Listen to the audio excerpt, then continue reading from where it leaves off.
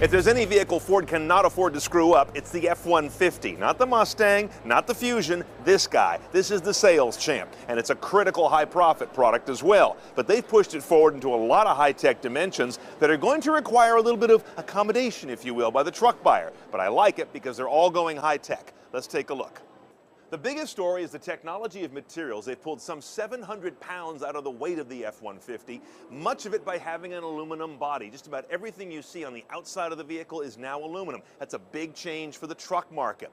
The other third or so comes out of high-strength steel being used in the ladder frame, which is tougher, lighter, but less sort of bulky as the steel goes. But there's still steel underneath this guy. This is going to make for a very different animal when you go to the body shop as well. Body shops are still trying to get their heads wrapped around the idea of aluminum repair.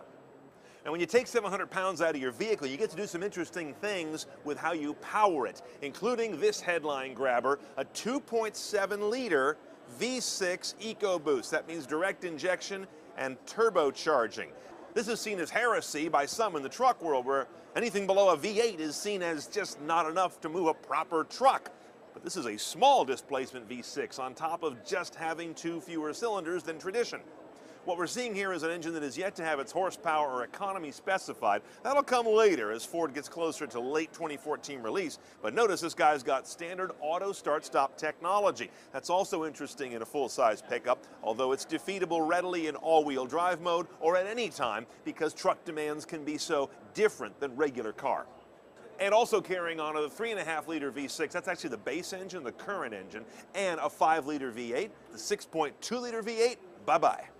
Inside, lots of chunky controls. It's still very truck-like in here. For the first time ever, they'll offer 360 around-view cameras. Front, back, there's one on the tailgate there, and one underneath each mirror. That's really nice in a truck when you are often trying to get very near things for loading, going between tight spaces in a big vehicle, things like that.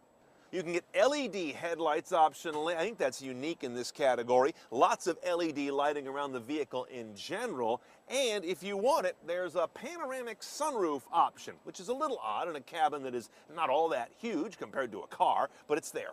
Now, of course, as usual, the F-150 will come in lots of trim levels, and many of what I've shown you are actually optional technologies. So if you feel like a truck needs to be simple, dumb, and rugged, that'll be available as well. But it's clear the American truck market is not just about being all-American, high horsepower, and having big payload and towing capacity. It's about being smarter as well.